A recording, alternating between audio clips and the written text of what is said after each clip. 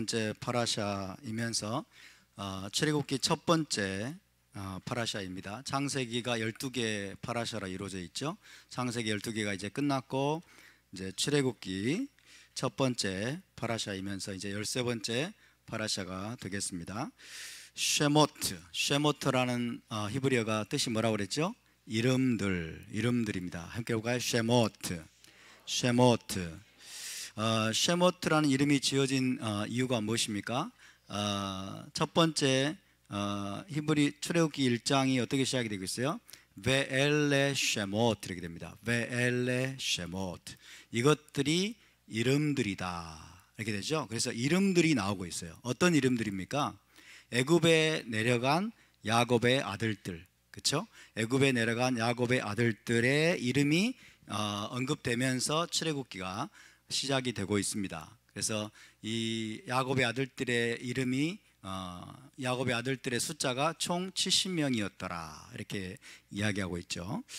자, 어쨌든 이 쉐모트는 출애굽기는 베레시트에 이어지는 이야기입니다. 베레시트 창세기에 이어지는 이야기죠. 따로 동떨어진 이야기가 아니라.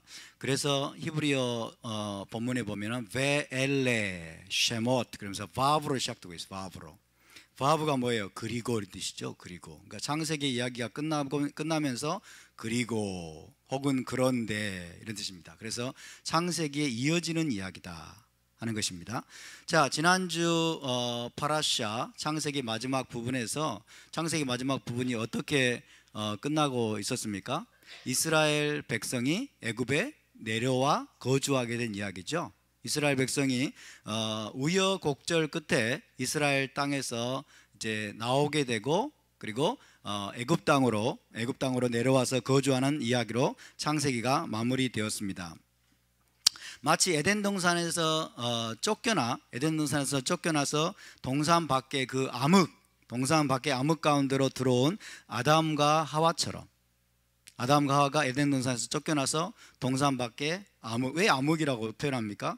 동산 안에는 하나님의 영광의 빛이 있는데 동산 밖으로 쫓겨나서 암흑 가운데 거하게 된 그 아담과 하와처럼 이스라엘 백성들, 야곱의 지금 이 자손들도 이스라엘 땅에서 어쨌든 쫓겨났어요. 무엇 때문에? 기근 때문에 쫓겨난 거죠. 그죠? 이스라엘 땅에서 쫓겨나서 애굽이라고 하는 암흑 가운데 지금 들어와서 거주하게 된 그런 상황이 된 것입니다. 자, 에덴 동산에서 쫓겨나고 이스라엘 땅에서 쫓겨나는 것은 필연적으로 어둠과 속박에 매이게 되고 그리고 결국 노예 생활로 귀결된다는 것을 출애굽기 1장은 보여줍니다. 에덴 동산에서 쫓겨나는 것은 노예 생활이에요. 포로 생활입니다. 이스라엘 땅에서 쫓겨나서 지금 애굽의 나라로 가서 잠시 동안 번성하고 잠시 동안 생육하고 그 다음에 애굽 나라 전역으로 퍼져가는 것처럼 보일지 모르지만은 결국은 바로의 노예가 된다는 것을 이 출애굽기 1장은 우리에게 보여주고 있습니다. 따라서 동산에서 쫓겨나면 포로 생활, 노예 생활로 끝납니다. 할렐루야. 네, 이것이 지금 출애굽기 1장이 우리에게 보여주고 있는 것입니다. 그래서 이스라엘 백성은 결국 애굽이라고 하는 이 세상 나라, 흑암의 권세에 매여서 노예 생활을 하고 포로 생활을 하게 되었습니다. 자, 창세기가 어떻게 시작이 되고 있습니까? 창세기는 흑암과 어둠과 혼돈과 그 다음에 흑암, 그죠? 혼돈과 공허와 깊은 흑암 가운데 하나님께서 빛을 비추시고 거기서 세상을 창조하시고 인간을 창조하신 이야기로 창세기가 시작이 되고 있죠.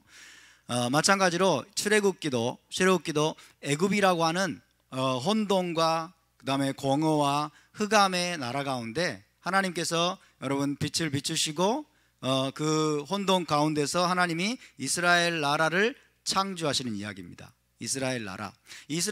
자, 애굽으로부터 끌어내어서 하나님이 창조하시는 이스라엘 나라를 우리는 뭐라고 얘기할 수 있냐면 새로운 인류라고 말할 수 있어요. 새로운 인류. 그래서 창세기 1장은 하나님의 크리에이션이라고 한다면 출애굽기는 하나님의 뉴 크리에이션, 하나님의 새로운 창조. 창세기에서는 어둠과 혼돈과 혼돈과 그다음에 공허함 가운데서 하나님이 인간을 창조하신 이야기라고 한다면은, 출애굽기에서는 뭐예요? 애굽의 혼돈과 공허와 흑암 가운데서 하나님이 New Humanity, 새로운 인간이라고 하는 이스라엘 나라를 창조하시는 이야기, 그것으로 출애굽기가 시작이 되고 있습니다. 그래서 창세기의 첫 부분과 출애굽기의 첫 부분이 지금 서로 대응되고 있다는 것을 우리가 기억하면 좋겠습니다. 그리고 또한 창세기에서 하나님께서, 이 창세기 이어진다고 그랬죠. 출애굽기는 창세기에 지금 연결되고 이어지고 있다는 것입니다. 창세기에서 하나님이 아브라함과 이삭과 야곱에게 약속하셨어요. 언약을 세우셨어요. 그들과 여러분 언약을 세우신 내용을 출애굽기에 와서는 이제 하나님이 실제로 이행하시는 이야기입니다.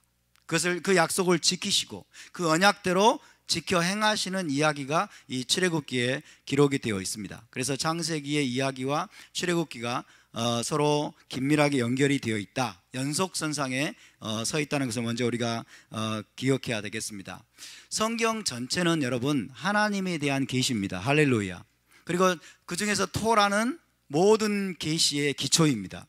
그 중에서도 창세기는 여러분 하나님에 대한 계시의 기초임을 기억하시기 바랍니다. 창세기에서 하나님은 자기 자신을 굉장히 다양한 방식으로 계시해 주셨습니다. 창세기에서 우리가 알 수 있는 하나님, 우리가 만나는 하나님은 어떤 분이십니까? 하나님은 가장 먼저 창조주이십니다. 그렇죠?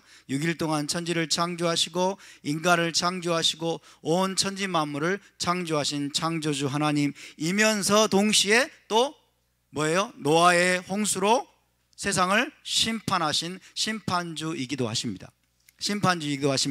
뿐만 아니라 아브라함을 부르시고 이삭을 부르시고 그리고 야곱을 부르셔서 그들과 언약을 맺고 그들을 통해서 전 인류를 다시 구속하고 회복하실 계획을 시작하시는 분이 바로 하나님이십니다. 창세기에서 계시된 하나님은 엘 샤다이 하나님이십니다. 전능하신 하나님, 부족함이 없으신 하나님, 이스라엘을 먹이시고 입히시고 넉넉하게 채우시는 하나님, 양육하시는 하나님, 그 하나님을 창세기에서 계시하고 있습니다. 그런데 이제 출애굽기로 넘어오면 하나님에 대한 계시가 더 깊어지고 더 넓어지고 여러분 확장되는 것을 믿으시기 바랍니다. 할렐루야. 출애굽기에서 우리는 더 넓은 차원의, 더 깊은 차원의, 새로운 차원의 하나님을 만나게 됩니다. 출애굽기 하나님은 어떤 하나님이십니까? 구속하시는 하나님이십니다. 그리고 법을 베푸시는 하나님이십니다. 법을 베푸시는 하나님, 그리고 이스라엘의 왕이 되시는 하나님. 할렐루야.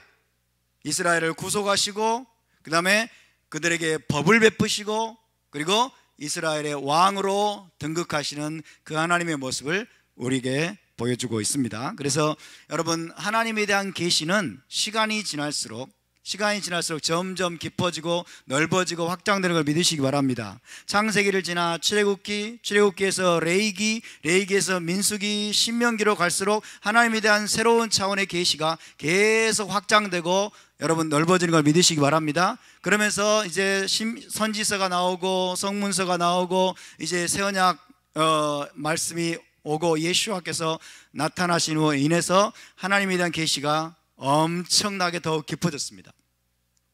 예수와는 하나님의 궁극적인 계시입니다. 아멘. 예수와를 통해서 하나님이 궁극적으로 자신을 우리에게 나타내신 걸 믿으시기 바랍니다. 그럼 우리는 정말 복된 자입니다. 하나님에 대한 너무나 풍성한 계시를 받은 자임을 믿으시기 바랍니다. 우리의 목적은 무엇이 되어야 됩니까? 하나님을 아는 것입니다. 하나님을 더 깊이 아는 것입니다. 하나님을 계속해서 알아가는 것입니다. 하나님을 알아가도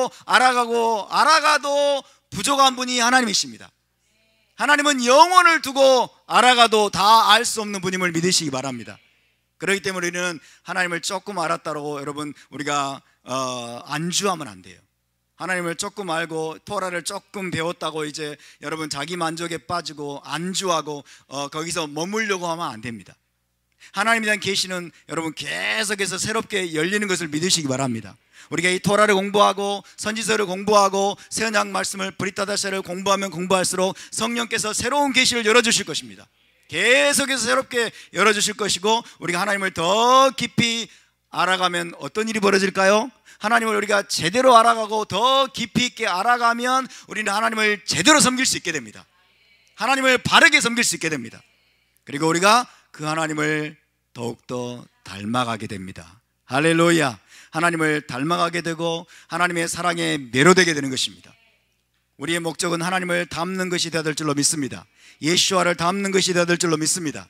예수와의 형상으로 변화되는 것입니다. 단순히 지식을 쌓는 것이 아닙니다. 단순히 지식을 쌓고 이론을 쌓고, 여러분, 그래서 다른 사람들을 판단하고 그 다음에 도토리 키재기 하듯이 지식 자랑하면서, 이런 것이 우리가 토라를 공부하는 목적이 아닙니다. 우리가 성경을 공부하고 토라를 공부하는 가장 중요한 목적은 우리가 하나님을 알기 위함이고, 하나님을 바르게 섬기기 위함이고, 그리고 예수와의 형상으로 우리가 변화되기 위함인 줄 믿으시기 바랍니다.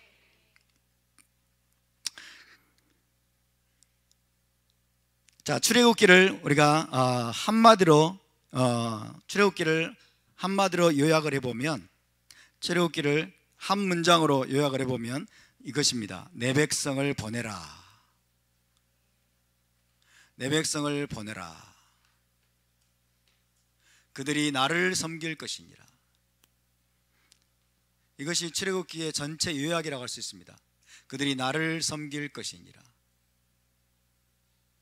따라서 내 백성을 보내라. 내 백성을 보내라. 그들이 나를 섬길 것이니라. 자, 이 표현이요 7번 정도 나옵니다. 7번이나 나오고 있어요.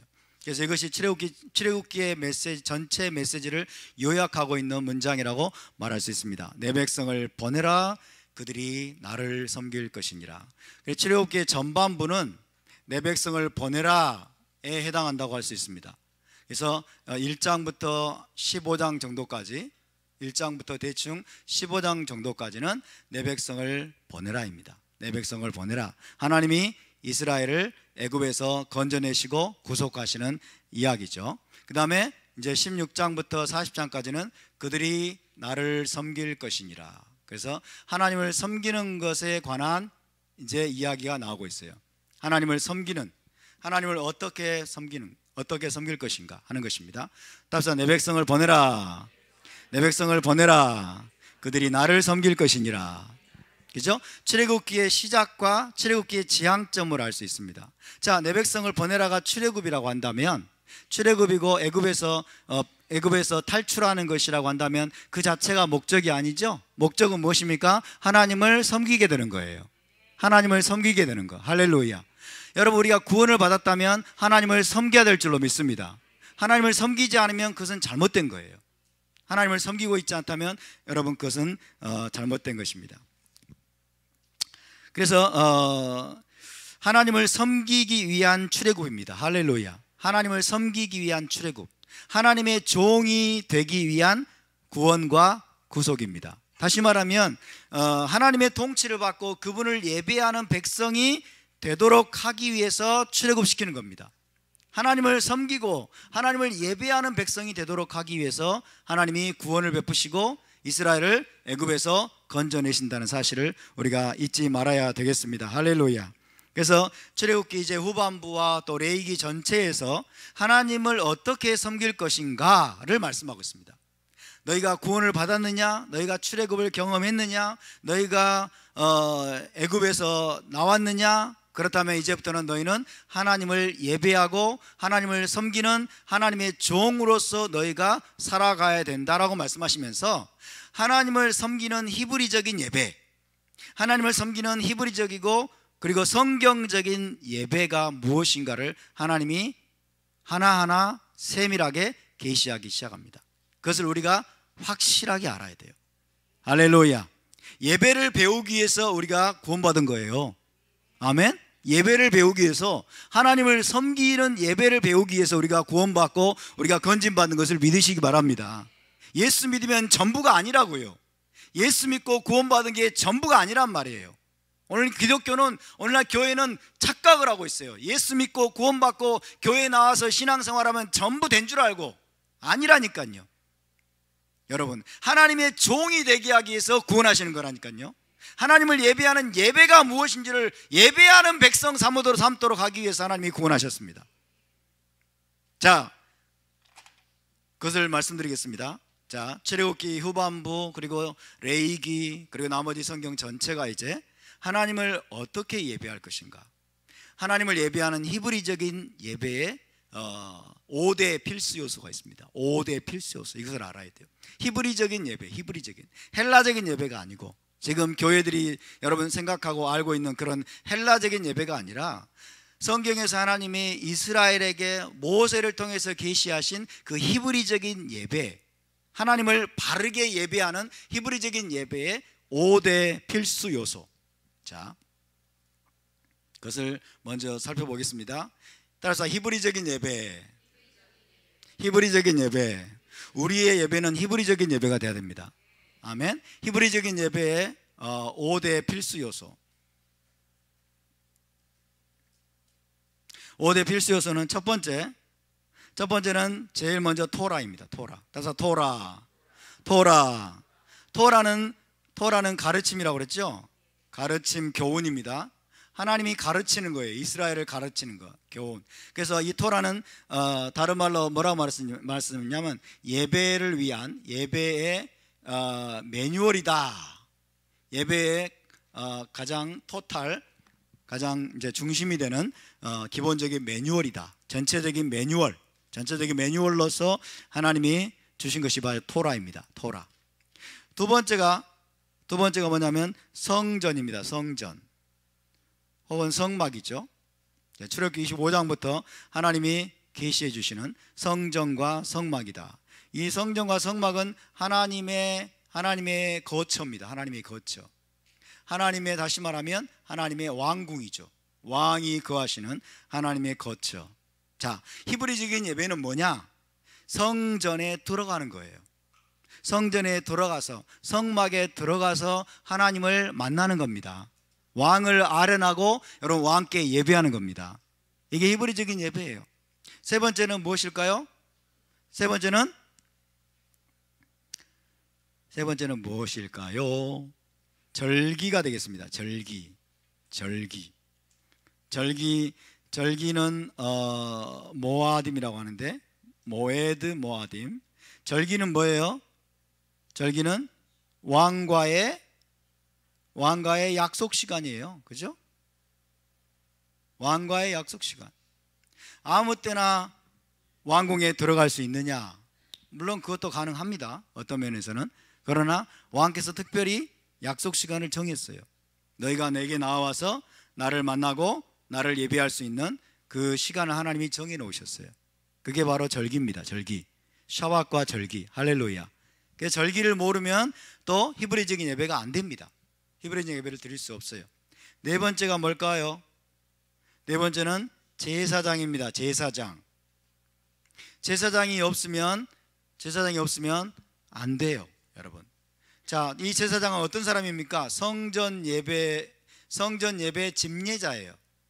성전 예배 집례자고 하나님과 이스라엘 백성 간의 중보자예요. 하나님은 이 집례자, 중보자를 하나님이 직접 세우셨어요. 성전에 들어가서 자기 마음대로 하는 게 아니에요. 제사장의 주관하에, 제사장의 인도하에 여러분 예배가 이루어지는 것입니다. 아멘. 그래서 제사장이 있어야 되고, 다섯 번째는 뭘까요? 희생제사입니다. 희생제사. 코르반이라고 하는 이 희생제사. 이 희생제사는 뭘까요? 왕께 드리는 예물이죠. 왕 앞에 나갈 때, 여러분, 왕 앞에 나갈 때 빈손으로 나갈까요? 건방지게? 그렇지 않죠? 청와대만 가도 여러분이 그냥 가지 않을 겁니다. 왕을 아련하러 갈 때 절대로 그냥 가지 않죠. 그죠? 엄청나게 정성 들여서 선물을 준비하고 예물을 준비해서 왕을 만나는 거죠. 자, 이것이 히브리적인 예배의 구성 요소입니다. 5대 필수 요소예요. 이것이 히브리적인 예배예요. 자, 그렇다면 여러분, 먼저 우리가 이것을 통해서 알 수 있는 중요한 사실 하나는, 히브리적인 예배는 어떤 성격을 가지고 있느냐? 공동체적인 예배라는 거예요. 공동체적인 예배. 물론 개개인이 다 예배자가 돼야 됩니다. 예배는 물론 개인적인 차원이 있습니다. 그럼에도 불구하고 우선적으로 여러분 히브리적인 예배는 공동체 전체가 함께 할 때 제대로 된 예배를 드릴 수 있음을 믿으시기 바랍니다. 제사장이 없으면 예배할 수 없습니다. 성전에 들어가지 않으면 제대로 된 예배가 될 수 없습니다. 아멘. 희생제사를 잡고 피를 뿌리고 그러기 위해서는 레위인의 도움이 필요하고 제사장의 도움이 필요하고 공동체가 함께함으로 해서 하나님께 우리가 온전한 예배를 드릴 수 있는 것입니다. 아멘. 그래서 히브리적인 예배는 공동체적인 예배다.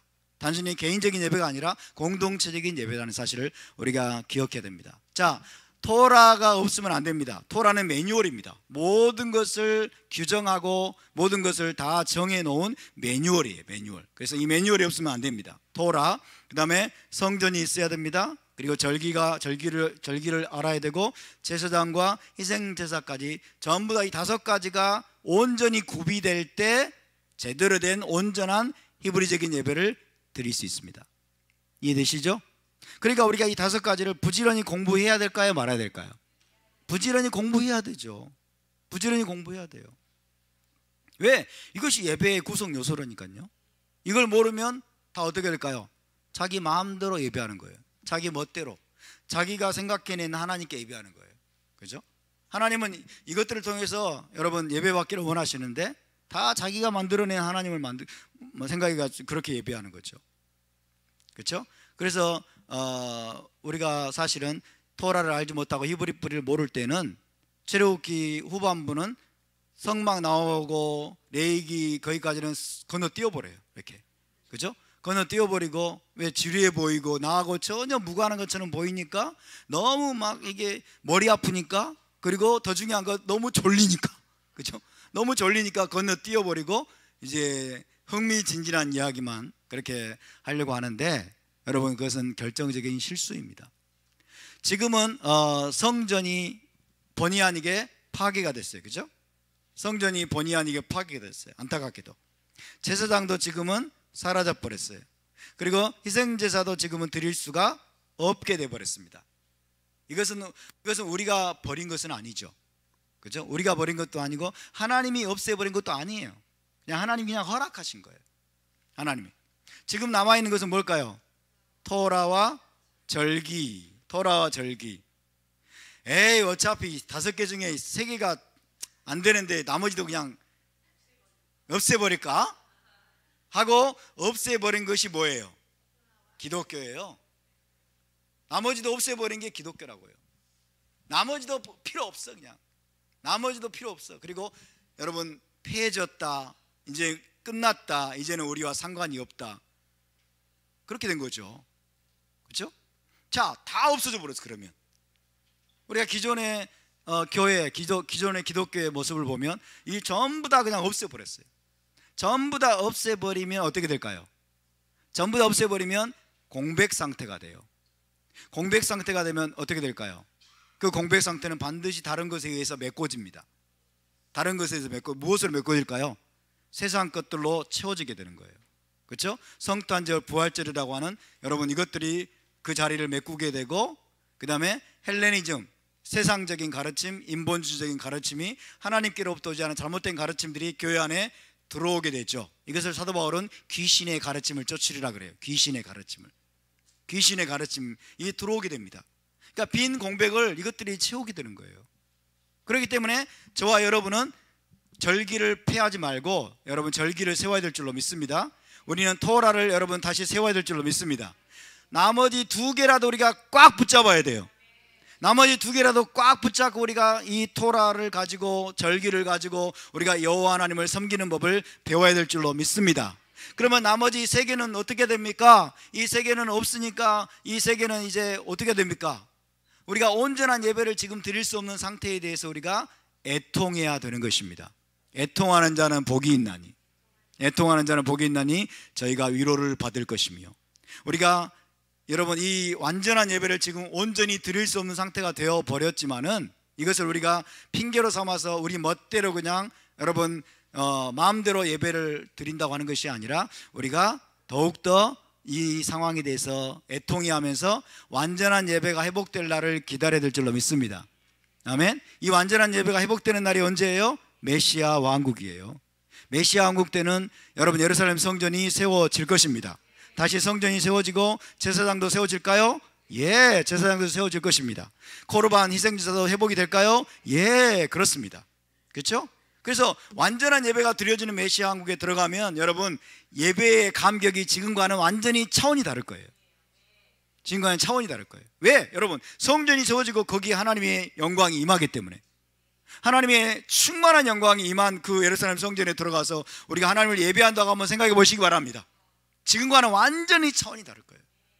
완전히 차원이 다를 겁니다. 그래서 여러분 지금 우리가 이 히브리적인 예배의 5대 필수 요소 중에 3개가 지금 사라져버리고 다 소위 말하면 파괴되었습니다. 이런 상황에 대해서 안타까워하면서 뭘 해야 될까요? 동시에 안타까워하면서 성전과 제사장과 희생제사에 대해서 부지런히 공부해야 돼요. 부지런히 공부해야 돼요. 왜? 회복될 날이 오기 때문에. 회복될 날이 오기 때문에 부지런히 공부해야 되고, 이것이 우리와는 무관하기 때문에 다 던져버리면 어떤 일이 벌어질까요? 지금 어차피 뭐 성전에도 들어갈 수도 없고 희생제사도 드릴 수 없는데 이런 공부해서 뭐해? 이러고 우리가 다 무시해버리면 어떤 일이 벌어지냐면 성경을 이해하지 못하게 됩니다. 성경 전체를 이해하지 못하게 돼요. 여러분 나머지 성경이 그리고 신약 성경도 전부 다 성전과 제사장과 그 다음에 희생제사에 대해서 이야기하면서 그것으로 다 성경이 얽히고 설키고 그렇게 구성이 되어 있습니다. 그렇죠? 근데 이거를 전혀 건너뛰어버리고 이걸 무시해버리고 제대로 알지 못하면 어떻게 돼요? 성경을 이해하지 못하게 돼요. 성경을 엉뚱하게 또 오해해서 잘못 해석하게 돼요. 그러면 우리의 삶이 또 잘못된 방향으로 빗나갑니다. 그래서 우리는 이 히브리적인 예배를 부지런히 여러분 배워야 될 줄로 믿습니다. 부지런히 배우고 우리가 현재 할 수 있는 만큼 하나님을 섬기는 거예요. 우리가 현재 우리에게 허락된 만큼, 우리가 할 수 있는 만큼 최선을 다해서 우리가 해보게 될 것은 해보게 될 줄로 믿습니다. 할렐루야. 이 모든 것이 여러분 하나님을 섬기는 법을 가르쳐 주기 위해서 하나님이 주신 것이기 때문에. 아멘입니까? 그래서 우리가 출애굽기를 지금 공부해 가면서 여러분 우리가 출애굽 사건을 계속 우리가 공부하고 가지만은 우리의 목적은 무엇입니까? 하나님을 어떻게 하면 더 온전히 섬길 것인가? 하나님이 기뻐하시는 예배자가 되어야 될 줄로 믿습니다. 하나님을 진정으로 섬기는 하나님의 종이 되어야 될 줄로 믿습니다. 이것이 출애굽기의 지향점이라고 할 수 있겠습니다. 자, 출애굽기의 3가지 키워드를 잠깐 말씀드리겠습니다. 출애굽기의 3가지 키워드.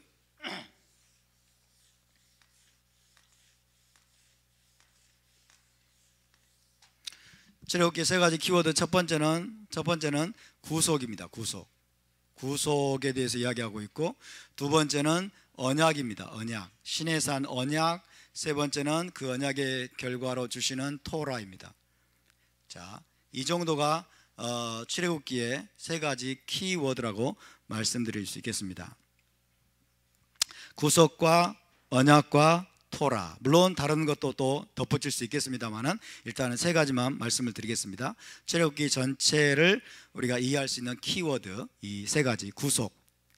구속, 하나님의 구속이 어떤 모습인지를 배우는 것이 출애굽기의 목적입니다. 하나님의 구속이 무엇인지를 배우는 것이 출애굽기의 목적이다. 그 다음에 언약. 신의 산에서 하나님이 이스라엘 나라와 언약을 체결하셨습니다. 언약을 체결하셨다. 이것을 뭐라고 그래요? 신의 산 언약이다, 혹은 모세의 언약이다, 그렇게 말합니다. 따라서 신의 산 언약. 자, 이 언약의 본질과 성격을 우리가 제대로 또 이해하는 게 출애굽기를 공부하는 목적입니다. 신의 산 언약의 본질과 성격이 무엇이냐? 자, 신의 산 언약의 본질과 성격은 한마디로 말하면 뭐예요? 결혼식이에요. 결혼식 혹은 정혼식이라고도 합니다. 정혼식. 하나님과 이스라엘 나라 간에 있었던 결혼식, 정혼식, 결혼 언약을 하나님이 체결하셨다. 그리고 하나님이 토라를 주셨다. 토라. 자, 그러면 토라는 무엇이냐? 신의 산에서 하나님이 모세를 통해 주신 이 토라는 한마디로 뭐예요? 케투바다. 케투바. 따라서 케투바, 케투바 결혼 계약서예요. 결혼 계약서. 고대 이스라엘은 결혼식을 체결할 때 반드시 결혼 계약서를 주고받았습니다. 결혼 계약서. 결혼 계약서, 결혼을 했으면은 그 결혼의 조건, 결혼의 내용, 이 결혼을 유효하게 만들기 위해서 반드시 지켜야 될, 결혼 당사자가 반드시 지켜야 될 조건들, 내용들을 담은 케투바, 결혼 계약서로 주신 것이 바로 토라다. 결혼 계약서를 여러분 어기면은 어떻게 될까요? 결혼을 무시하는 거죠. 그렇죠? 그래서 토라는 폐할 수 있다 없다? 폐할 수 없다. 토라를 폐하는 것은 하나님과의 언약을 폐하는 것이 됩니다. 하나님과의 관계를 폐하는 것이 돼요.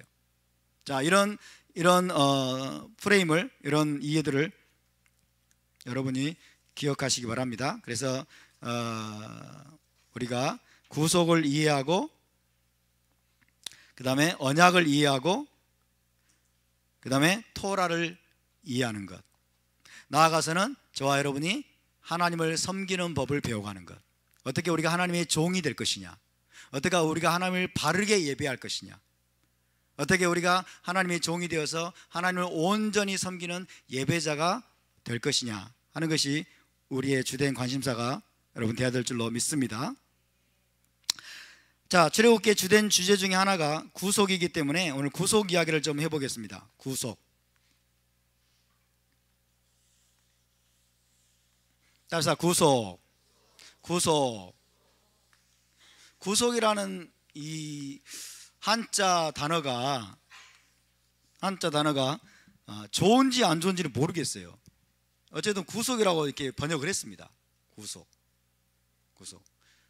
우리나라에서 구속 그러면 범죄자를 체포해서 감옥에 집어넣는 것을 구속이라고 말하죠. 구속시켰다, 그런 말 하는데 한자가 똑같은지 모르겠어요. 한자 잘 아시는 분 똑같나요? 구속영장을 발부해서 구속시키는 구속과 성경에서 말하는 구속, 한자가 똑같을까요? 틀릴까요? 확인을 못 해봤네. 확인을 한번 해보시기 바랍니다. 의미는 달라요. 의미는 다릅니다. 완전 반대예요. 반대. 그렇죠? 구속영장을 청구해서 예를 들어서 남재준 전 국정원장을 구속시켰다 할 때는 그의 자유를 완전히 뺏어버리는 거예요. 그래서 감옥에 가두는 게 구속입니다. 그러나 성경에서 말하는 이 구속은 완전히 다르죠. 자, 이 구속을 영어로는 redemption이라고 합니다. redemption. 답사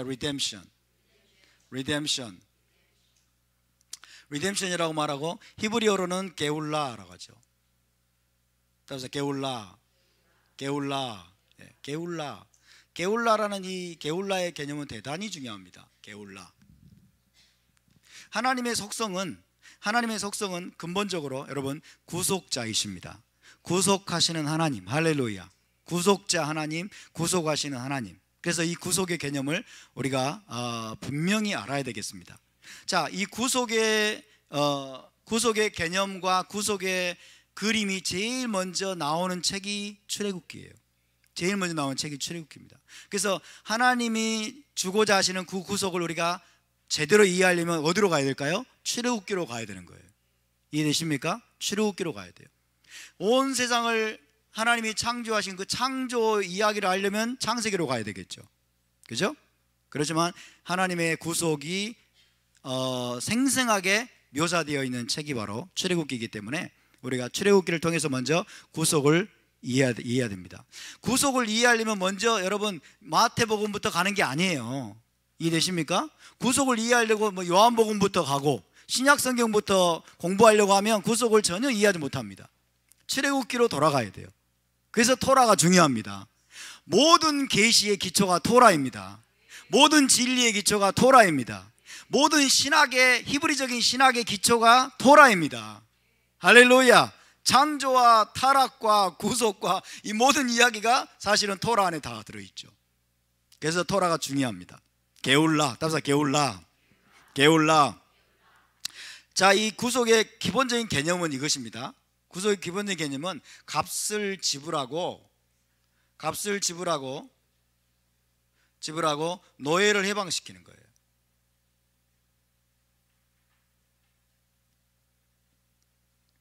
값을 지불하고 노예를 해방시킨다. 되사온다 그런 말 하죠. 되사온다. 되사오는 것. 팔려간 것을 다시 되사오는 것.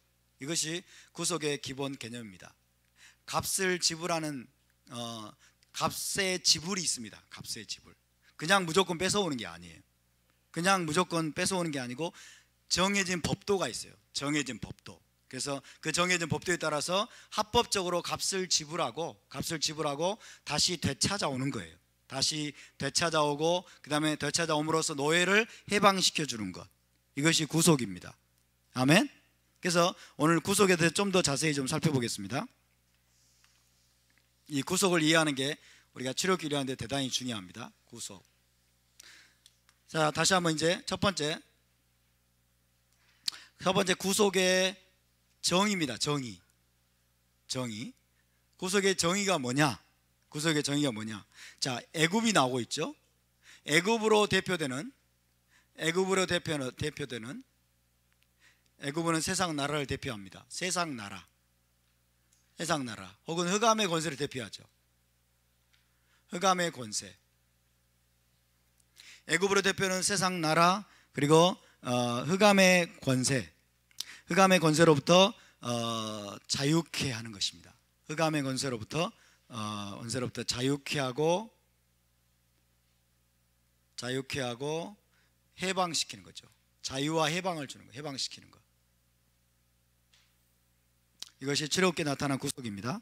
애굽이라고 하는 나라, 세상 나라, 흑암의 권세로부터 하나님이 이스라엘 백성을, 자기 백성을 건져내서 자유케 하고 해방시키는 것. 이것이 구속입니다. 구속은 구원과는 다릅니다. 이해되십니까? 구속은 구원과는 달라요.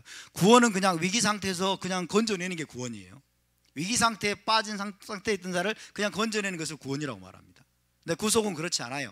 노예가 되어 있는 상태, 노예로 붙잡혀 있는 상태에서 값을 지불하고 애굽이라고 하는 세상 나라에서 여러분 자기 백성을 하나님이 다시 건져내셔서 자유케 하고 해방시키는 것이 구속의 정의입니다.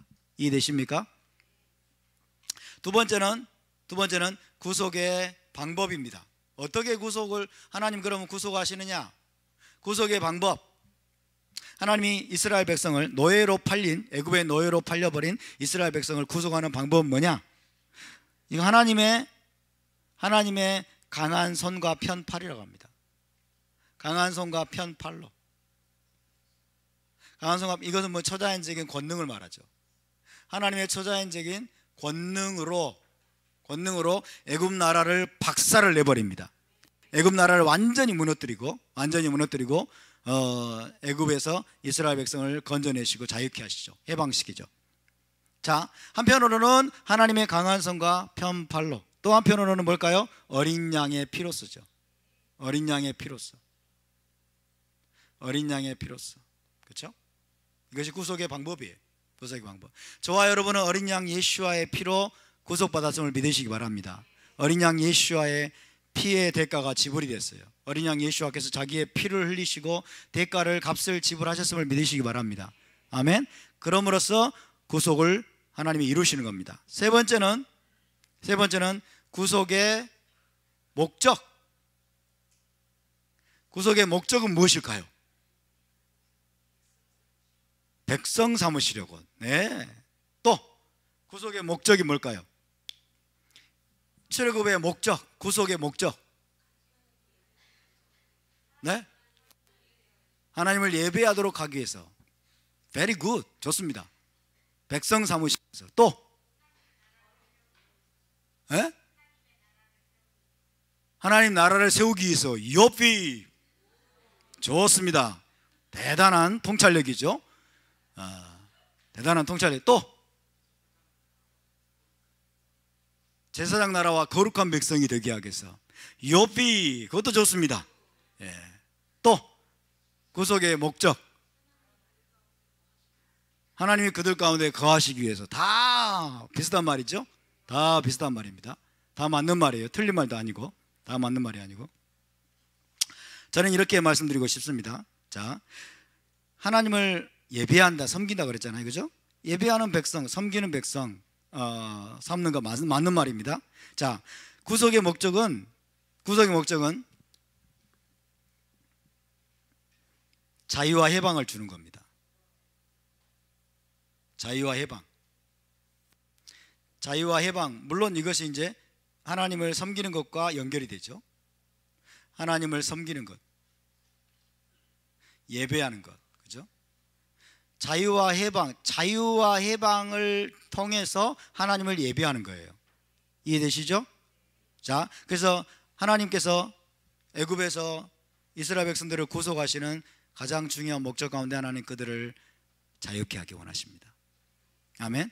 그들을 자유케 하고 그들을 해방시키기 위한 겁니다. 그래서 하나님을 섬기는 백성이 되도록 하기 위한 것입니다.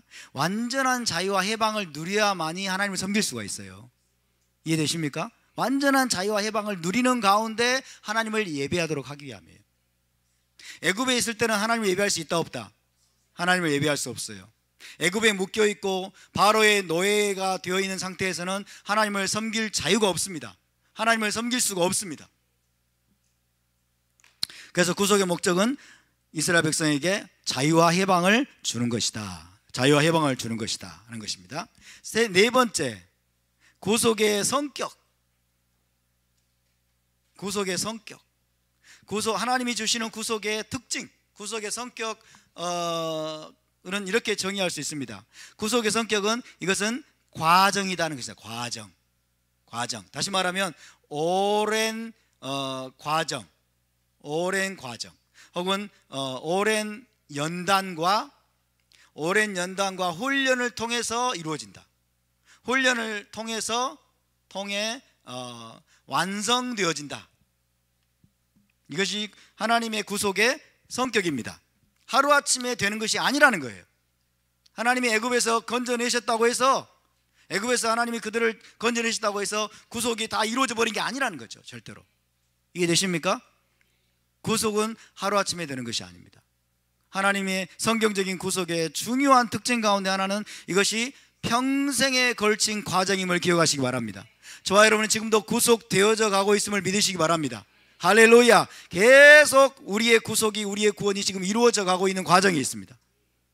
그래서 계속적인 연단과 훈련의 여정들을 통해서 하나님이 지금 우리의 구속을 지금 이루어 가고 있을 것이고, 여러분 마지막 주님이 오시면 우리의 구속이 완성될 것입니다. 할렐루야. 다섯 번째는 이제 구속의 완성이겠죠. 구속의 완성. 혹은 이렇게 말씀드릴 수 있습니다. 구속의 목적지. 하나님이 이스라엘을 애굽에서 건져내셨습니다. 구속하셨습니다. 자, 구속하셔서 어디로 데려가려고 하시는 것인가? 어디로 데려갈 목적지가 어디냐 하는 거죠. 목적지가 어제요 가나안 땅이죠. 가나안 땅, 이것을 약속의 땅이라고 말할 수 있어요. 약속의 땅. 아브라함과 이삭과 야곱에게 약속하신 땅을 기업으로 주시는 것, 이것이 구속의 목적지입니다. 자, 예수와를 통해서 구원받은, 구속받은 저와 여러분에게도 비슷합니다. 우리에게 하나님이 주고자 하시는 것은 메시아 왕국이죠. 메시아 왕국이 곧 약속의 땅이에요. 메시아 왕국이 어디입니까? 이스라엘에서 이루어지죠. 이스라엘 땅을 기업으로 주시는 거죠. 이스라엘 땅을. 그래서 자, 약속의 땅에 이르기 전까지는 우리의 구속이 완성된 것이 아니라는 것을 기억하시기 바랍니다. 메시아 왕국에 이르기 전까지는, 메시아 왕국에 들어가기 전까지는 우리의 구원이 혹은 우리의 구속이 완성된 것이 아닙니다. 아직 우리는 광야 생활 가운데 있습니다. 할렐루야. 이것을 잊어서는 안 돼요. 자, 이것이 결국은 어디로 이어집니까? 이것이 바로 에덴 동산이죠. 에덴 동산의 회복이다. 에덴 동산이 회복되는 것, 이것이 구속의 완성이고 마지막 최종적인 목적지라는 것을 기억하시기 바랍니다. 할렐루야. 최종적인 목적지. 이것이 지금 출애굽기부터 하나님이 지금 그려내고 있는 구속의 그림이에요. 할렐루야. 구속의 정의, 구속의 방법, 구속의 목적, 구속의 성격, 그리고 구속의 완성, 목적지. 지금 우리는 이 하나님의 구속이라고 하는, 여러분 이 배를 타고 지금 목적지를 향해서 여행을 하고 있는 과정에 있음을 믿으시기 바랍니다. 이 배에서 저와 여러분이 뛰어내리지 않기를 바랍니다. 아멘. 이 배에서 이탈하지 않기를 바랍니다. 이 배에서 골아 떨어지지 않기를 바랍니다. 골아 떨어지면 안 됩니다. 지금 우리는 훈련받고 있는 중이기 때문에. 자, 이런 그림들이, 이런 메시지가 이제 출애굽기부터 본격적으로 지금 이제 드러나고 있습니다. 자, 우리가 출애굽기에서 또 하나 알 수 있는 것은, 하나님께서 지금 이스라엘을 애굽에서 건져내려고 할 때는, 건져내는 이 구속의 역사를 행하시려고 하는데 이것이 그냥 쉽게 이루어지지 않는다는 거예요. 여기에는 엄청난 전쟁이 수반된다는 걸 기억해야 됩니다. 이 자체가 전쟁이에요. 전쟁. 왜? 바로가 절대로 놔두려고 하지 않기 때문에. 그렇죠? 바로가 자기의 노예로 부리고 있던 이스라엘 백성들을 그냥 쉽게 순순히 놔주지 않으려고 하기 때문에 엄청난 전쟁을 통과한 후에야 비로소 이 구속이 이루어진다는 것을 우리는 기억해야 됩니다. 할렐루야. 우리는 구원을 쉽게 받았다고 생각하지만, 우리는 예수를 그 믿음으로 마음속에 영접하면 여러분 그냥 구원이 그냥 쉽게 거저 받는 것으로 생각하지만, 그 이면에서는 엄청난 전쟁이 이루어졌음을 믿으시기 바랍니다. 주 예수와께서 우리를 대신해서 전쟁을 치르신 겁니다. 아멘. 엄청난 전쟁이 있고 엄청난 대가가 치러진 후에야 구속이 이루어지는 거예요. 맞습니까? 이것이 출애굽기에서 우리가 볼 수 있는 그림입니다. 바로가 그냥 보내주지 않았어요. 쉽게 보내주지 않습니다. 쉽게.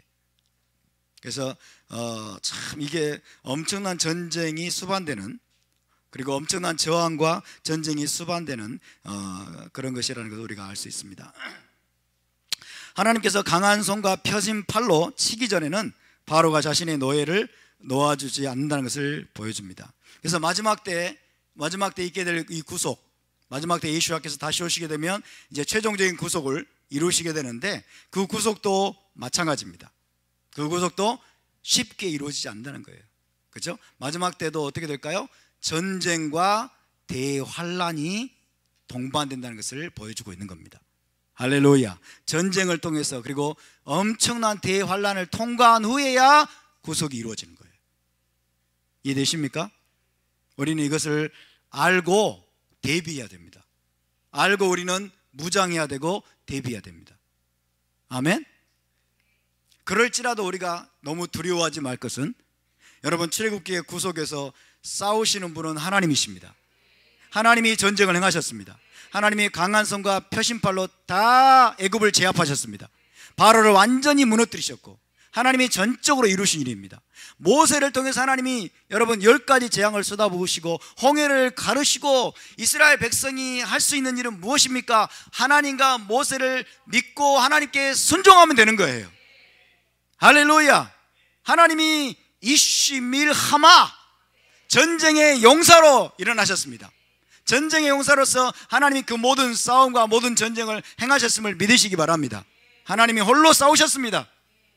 하나님이 홀로 싸우셨습니다. 따라서 전쟁은 여호와께 속했습니다. 전쟁은 하나님께 속했습니다. 우리가 할 일은 순종하면 되는 거예요. 우리가 하면 하나님의 말씀에, 여러분 하나님이 지시하심에 순종하고 우리는 고센 땅에 머물러 있으면 고센 땅에는 빛이 있더라. 아멘. 고센 땅에는 우박이 내리지 아니하더라. 고센 땅에 있는 머무는 하나님의 명령에 순종해서 여러분 하나님께 순종하는 백성들에게는 재앙이 내리지 아니하실 것이고, 하나님의 완벽한 보호가 있을 것을 믿으시기 바랍니다. 할렐루야. 그래서 우리는 대환란이 다가오더라도 우리는 두려워하지 말아야 됩니다. 전쟁의 소문이 있다고 할지라도 두려워하지 말아야 됩니다. 마지막 때에 무시무시한 대재난이 있을 겁니다. 대재앙이 있을 것입니다. 대환란이 있을 것입니다. 그것은 여러분 진통입니다. 진통. 산고와 같은 거예요. 어린아이가 태어나기 전에 엄청난 해산의 고통이 임하는 것처럼, 메시아 왕국이 탄생하려면, 이 땅에 메시아 왕국이 세워지려고 하는데 사단이 가만히 있겠어요? 이 땅에 여러분 메시아께서 완벽하게 통치하는, 그죠? 전 지구적인 샬롬의 시대가 이제 오려고 하는데 사단의 세력들이 전부 다 총궐기에서 일어나겠죠. 전부 다 총궐기에서 그것을 막으려고 발악을 할 겁니다. 그렇죠? 그것을 우리는 예상을 해야 돼요. 그럴지라도 하나님은 이미 승리하셨습니다. 예수와는 이미 승리하셨습니다. 승리는 이미 우리의 것입니다. 할렐루야. 사단은 그것을 막지 못할 것입니다. 사단의 나라가, 세상 나라가 완벽하게 무너져 내릴 것입니다. 할렐루야. 그래서 그러므로 우리는 두려워하지 말아야 됩니다.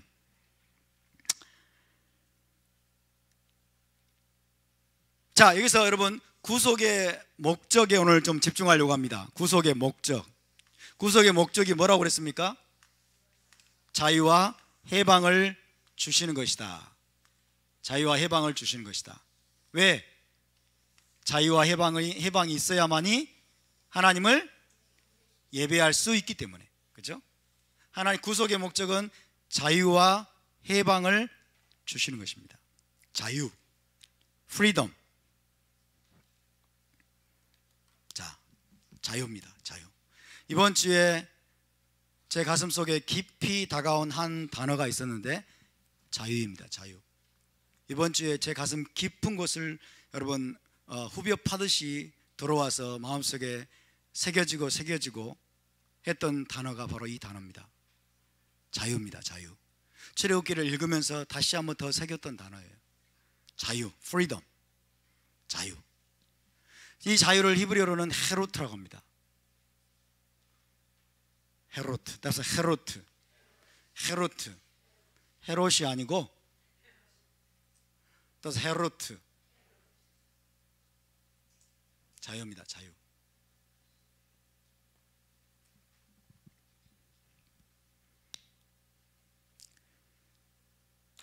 하나님께서 행하시는 구속의 최종 목적은 자유케 하는 겁니다. 자유케 하는 것.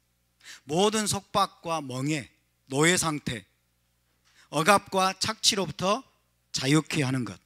하나님이 정말로 주고자 하시는 것은 바로 이 자유임을 믿으시기 바랍니다. 자유, 해방, 자유를 주기를 원하십니다. 그래서 여러분 6월절은 어떻게 부르고 있습니까? 히브리인들, 유대인들이 제만 헤로테이누라고 하죠. 제만 헤로테이누. 우리가 얻은 자유를 셀러브레이트하는 시즌이라는 거예요. 그죠? 애굽으로부터의 자유, 애굽으로부터의 해방, 애굽으로부터 하나님이 구속하셔서 얻은 그 자유를 축하하고 자유를 마음껏 셀러브레이션하는 그 시즌이 바로 6월절 시즌이라고 그렇게 표현하고 있습니다. 자유가 얼마나 소중한가, 자유가 얼마나 소중한가를 여러분 알려면 노예 생활을 경험해 봐야 되는 거예요. 노예 생활의 그 끔찍함을 경험해 보지 못하면 자유의 소중함을 모릅니다. 자유의 소중함을 몰라요. 여러분 자유는 절대로 공짜가 아닙니다. 자유는 공짜가 아니고 자유는 거저 주어지는 것이 아닙니다. 자유는 엄청난 대가가 지불돼야 되는 거예요. 엄청난 싸움과 전쟁을 거쳐서 마침내 획득되는 것이 여러분 자유임을 믿으시기 바랍니다. 하나님이 전쟁을 하셨어요. 하나님이 전쟁을 치르셨고 하나님이 대가를 지불하셨고 그리고 이스라엘 백성들이 그 자유를 주신 것입니다. 아멘. 이스라엘 백성의 입장에서는 거저 얻은 것일지 모르지만은 이면에서는 무시무시한 전쟁과 무시무시한 대가가 여러분 이미 치러진 것을 믿으시기 바랍니다. 저와 여러분도 자유를 지금 누리고 있을지 모르지만은 우리의 조상들이, 우리의 선배들이 엄청난 희생의 대가를, 전쟁을 치르고 나서 우리에게 이 자유를 얻어서 그냥 준 것입니다. 자유는 공짜가 아닙니다. 여러분 자유는 거저 얻어지는 것이 아닙니다. 자유는 엄청난 대가를 지불하고 획득되는 것입니다. 그리고 이 자유를 얻고 누리기 위해서는 싸워야 됩니다. 자유를 얻고 누리기 위해서는 싸워야 됩니다. 갈라디아서 5장 1절에서 이렇게 말씀합니다. 메시아께서 우리를 자유케 하려고 우리에게 자유를 주시기 위해서 자유를 주셨으니 이런 말이에요. 메시아께서 우리를 자유롭게 하기 위해서, 그러니까 메시아의 갈망은 뭐예요? 저와 여러분에게 자유를 주는 거예요. 아멘. 하나님의 갈망은 우리에게 자유를 주시는 겁니다. 우리를 자유롭게 하기 위해서 자유를 주셨으니 거기에 뭔가 빠져 있어요. 메시아께서 저와 여러분에게 자유를 주시기 위해서 자유를 주셨으니 이러는 거예요. 자유롭게 하기 위해서 우리에게 자유를 주셨으니. 그러면 중간에 뭐가 빠져 있냐? 그분이 친히 십자가에서 자기의 생명의 대가를 지불하심으로써. 아멘. 그분이 십자가에서 자기 생명을 바쳐서 우리에게 주신 게 자유입니다. 아멘. 자기의 생명을 바쳐서 우리에게 자유를 주신 거라고요. 메시아께서 우리를 자유롭게 하기 위해서, 자유로운 존재로 살아가고 자유로운 존재로 하나님을 섬기도록 하기 위해서 십자가에서 자기 생명을 내어 주심으로 말미암아 우리에게 자유를 주셨으니 그게 끝이 아니에요. 그러므로 너희는 굳세게 서서 다시는 종의 멍에를 매지 말라는 거예요. 굳세게 서서 다시는 종의 멍에를 매지 말아라. 무슨 말입니까? 이 자유를 너희는 빼앗기지 말으라는 거예요. 다시 말하면 여러분, 자유는 공짜가 아닙니다. 자유는 전쟁을 치르고 무시무시한 대가를 지불하고 획득되는 것입니다. 그렇게 해서 얻어지는 것입니다. 그러나 그것이 끝이 아니라 그 자유를 지키기 위해서 경계를 세워야 됩니다. 보초를 세워야 됩니다. 그 자유를 지키기 위해서 여러분, 눈을 부릅뜨고 이 자유를 빼앗기지 않기 위해서 또 다른 지속적인 싸움을 해야 된다는 것입니다. 아멘. 이것이 중요합니다. 우리의 책임이 따른다는 거예요. 우리의 책임이. 메시아께서 싸우셨습니다. 메시아께서 자기 생명의 대가를 지불하셨습니다. 그리고 자유를 획득해서 우리에게 주셨습니다. 그럼 그게 끝이냐? No! 너희는 굳세게 서서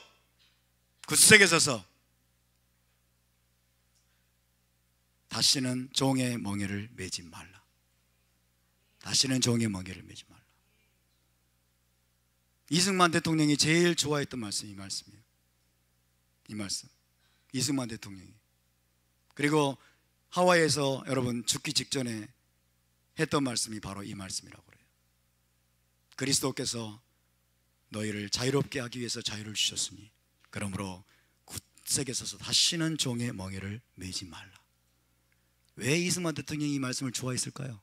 왜 이 말씀이 그에게 그렇게 절박했을까요? 왜 그랬을까요? 이승만 대통령은 나라를 빼앗겨 봤기 때문에. 일제시대 때 자유를 잃어버린 여러분 그 고통을 뼈저리게 맛보았기 때문에 절대로 자유를 빼앗겨서는 안 된다라고 하는 이 메시아의 메시지가 그의 심장 깊은 곳에 박혀 있었던 것입니다. 답사, 자유를 위해 싸워야 됩니다. 아멘. 자유는 한 번 얻는 것으로 끝나는 것이 아니라 우리가 지켜내야 될 것입니다. 자유를 빼앗기지 않기 위해서 끊임없이 경계를 세야 되고 보초를 세야 되고 이 우리의 경계를 늦춰서는 안 되는 것입니다. 여러분, 지금 대한민국의 청와대를 점령한 자들이 대한민국의 헌법에서 삭제해 버리려고 하는 한 단어가 있는데, 헌법에서 삭제해 버리려고 하는 한 단어가 있는데 그게 자유라는 단어입니다. 자유라는 단어를 삭제해 버리려고 시도하고 있습니다. 자유민주주의라는 표현을 그냥 민주주의로 바꿔버리고, 자유민주적 기본질서라는 표현을 민주적인 기본질서로 바꿔버려서 자유라는 단어를 헌법에서 빼버리려고 지금 시도하고 있습니다. 여러분, 이건 무서운 일입니다. 이것은 결코 가벼운 일이 아니에요. 결코 쉽게 우리가 그냥 넘어갈 그런 사건이 아닙니다. 모든 국민에게 자유를 빼앗고 결국 정권의 노예 혹은 한 독재자의 노예를 삼으려고 하는 음모가 숨어 있습니다. 이 음모를 우리는 꿰뚫어 보아야 됩니다. 여러분, 자유를 빼버리고 그냥 민주주의, 그냥 민주적 기본질서라고 하면은 큰일 납니다. 북한의 여러분 공식적인 나라의 명칭이 뭐예요? 조선 민주주의 인민공화국.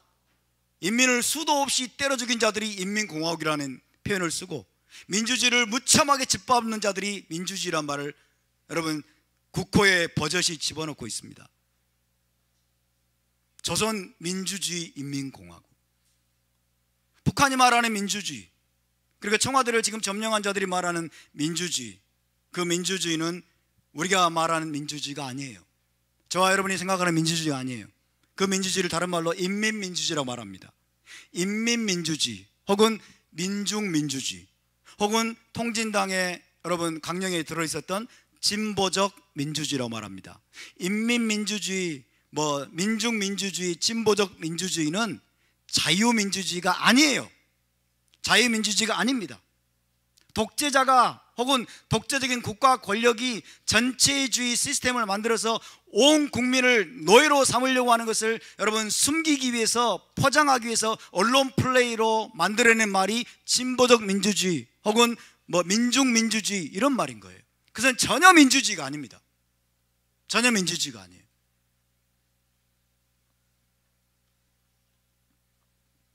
자유민주주의에서 여러분 자유를 빼서는 안 됩니다.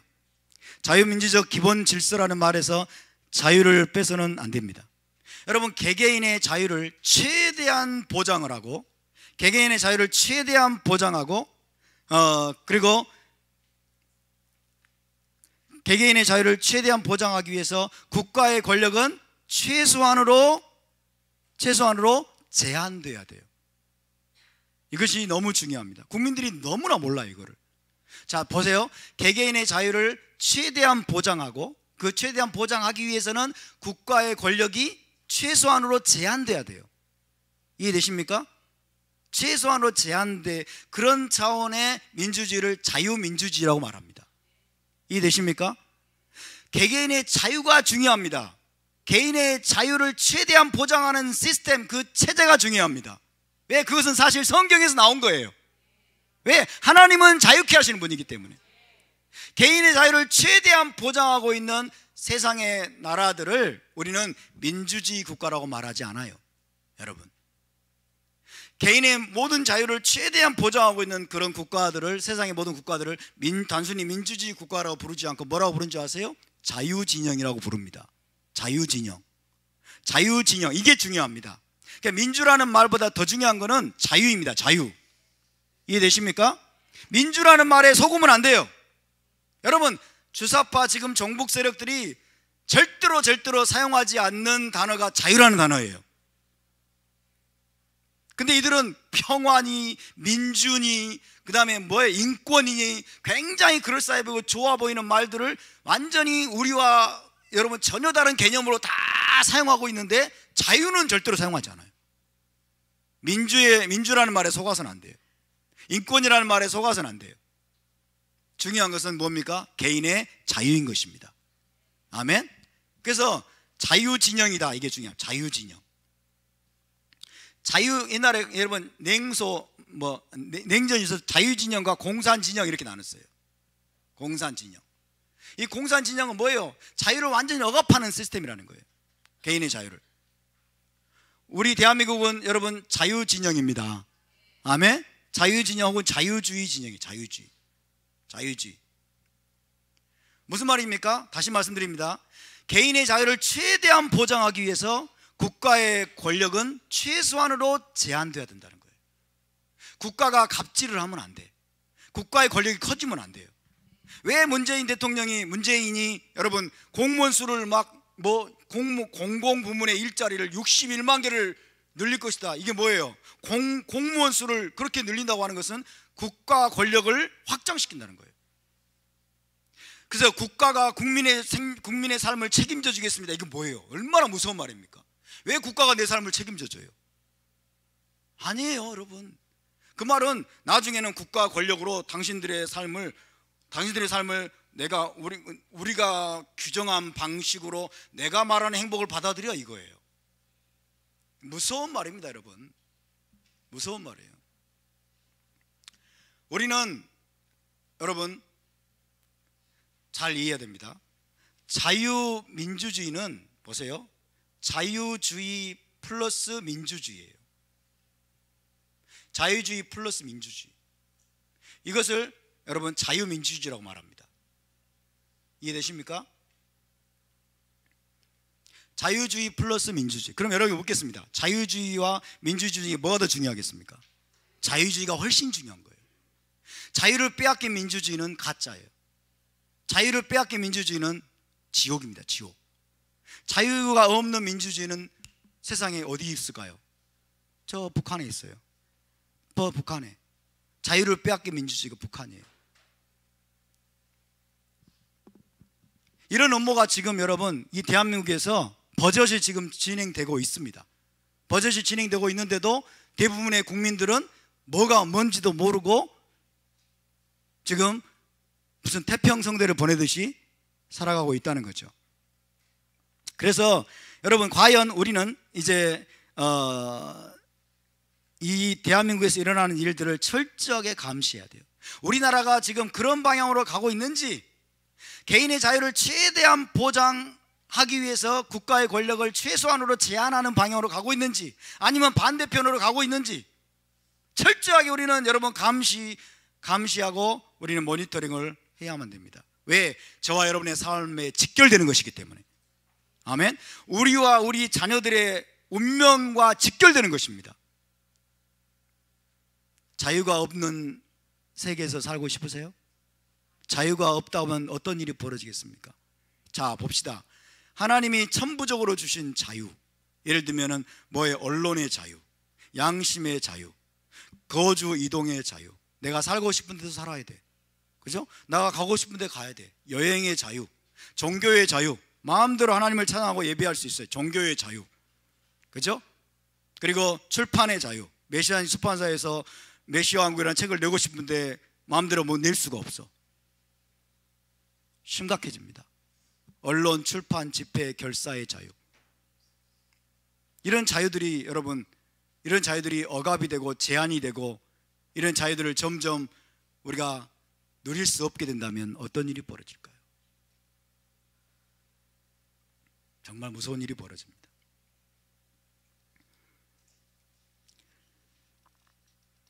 그래서 여러분, 저와 여러분은 우리나라 이 국가 권력이 개인의 자유를 제한하고 억압하고 국가의 지배하에 두려고 하는 방향으로 나가고 있는 것은 아닌지 철저하게 감시를 해야 될 줄로 믿습니다.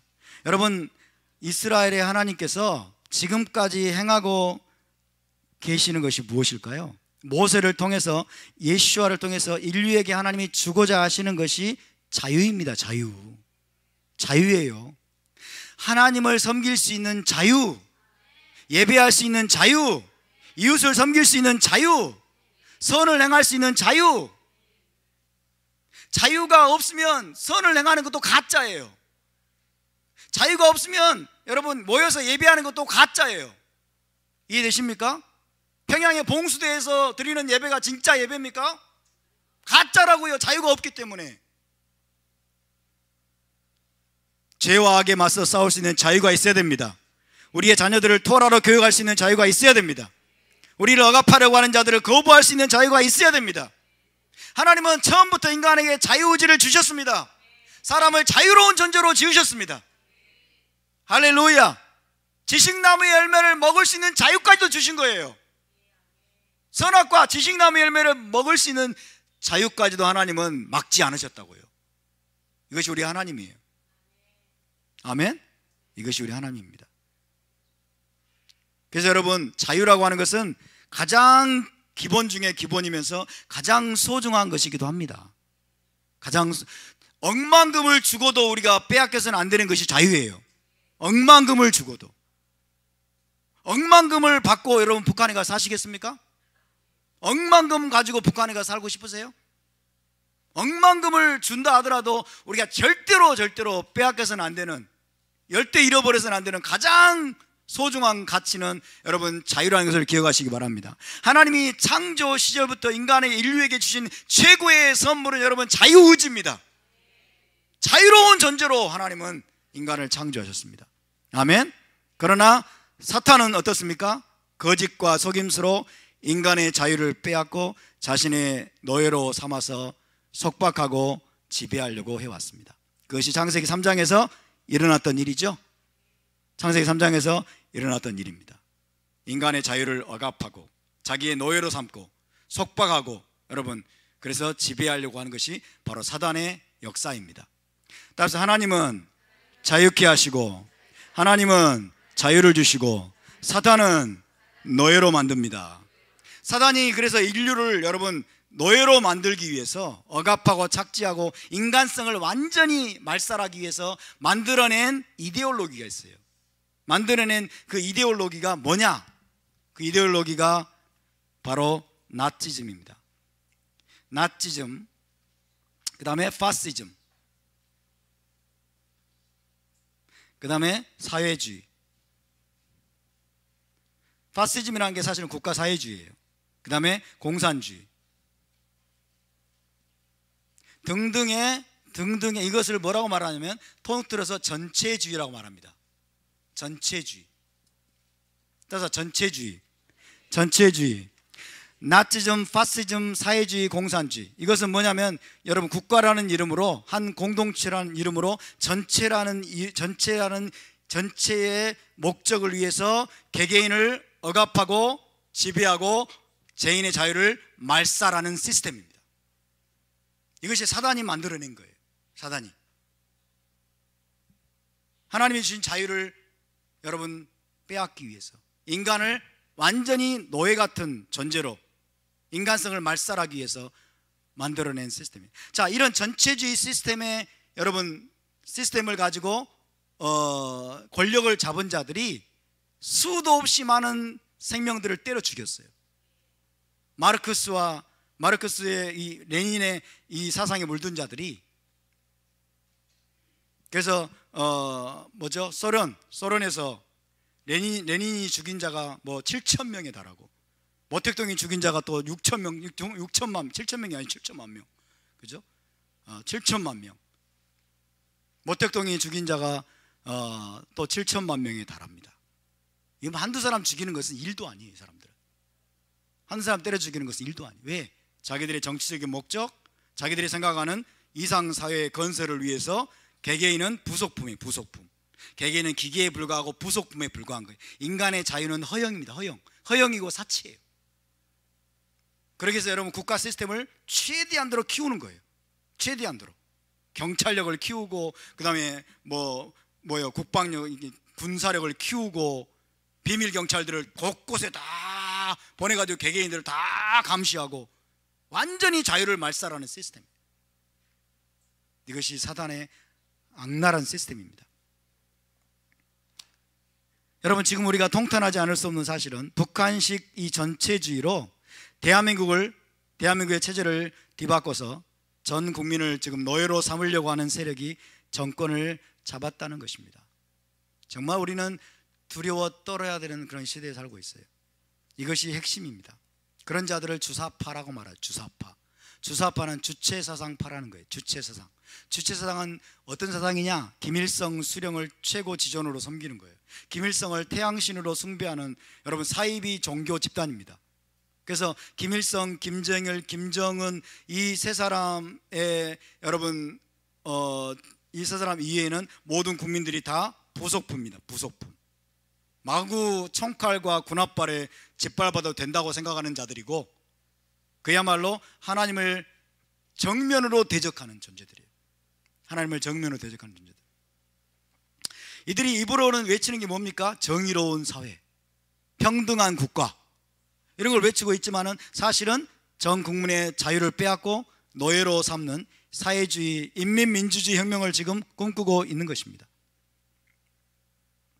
그래서 개헌안에서 지금 자유라는 말을 삭제하려고 시도하고 있는 거예요.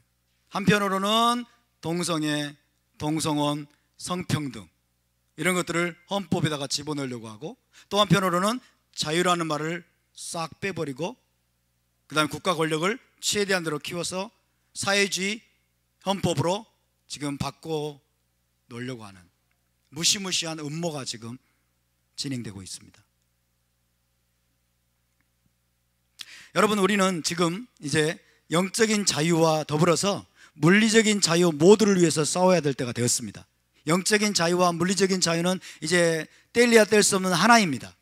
아멘. 영적인 자유란 무엇입니까? 토라를 배우고 우리가 토라를 준행하고 토라의 삶을 살 때 우리가 영적인 자유를 누릴 수 있습니다. 아멘. 그것이 우리가 지금 토라를 배우면서 알아가고 있는 거죠. 그죠? 토라를 우리가 알면 알수록 우리는 자유하게 됩니다. 따라서 토라는 자유케 하는 것입니다. 할렐루야. 토라를 배우고 토라를 준행하면서 우리가 죄를 미워하고 악을 미워하고 우리가 여러분 토라를 의로운 삶을 우리가 살아내면 살아낼수록 우리는 그만큼 자유한 삶을 살 것입니다. 예수께서 말씀하셨습니다. 너희가 진리를 알지니 진리가 너희를 자유케 하리라. 진리가 너희를 자유케 하리라. 이것이 영적인 자유입니다. 그러나 그것만이 아닙니다. 이제 지금은 물리적인 자유까지 위협을 받고 있기 때문에 우리는 그런 악한 세력에 맞서서 싸워야 될 때가 되었습니다. 종교의 자유가 위협을 받고 있습니다.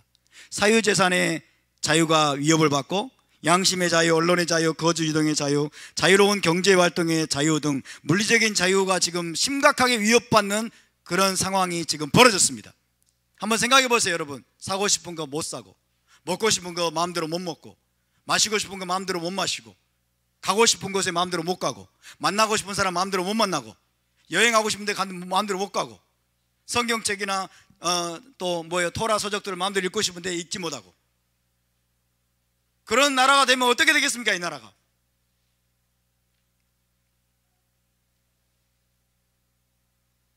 여러분, 자유를 잃어버리면 끝장입니다. 자유를 잃어버리면 끝장이에요. 자유를 잃어버리면 다 잃어버린 거예요. 자유보다 소중한 것은 없습니다.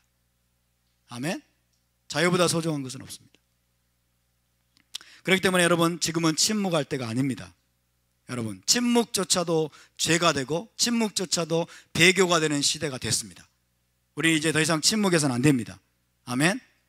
우리의 자녀들을 향해서, 우리의 친구들과 이웃과 친척들을 향해서, 그리고 잘못하고 있는 저 정부를 향해서 우리 이제 외쳐야 됩니다. 소리를 쳐야 됩니다. 이웃을 깨워야 됩니다. 우리의 자녀들을 깨워야 됩니다. 할렐루야. 전 국민이 일어나야 됩니다. 전 국민이 일어나야 돼요. 자유를 지키기 위해서. 6.25 때 여러분 300만 명 이상이 목숨을 바쳐가지고 우리에게 주어진 이 자유를 빼앗기지 않기 위해서 우리가 이제 목소리를 높여야 됩니다.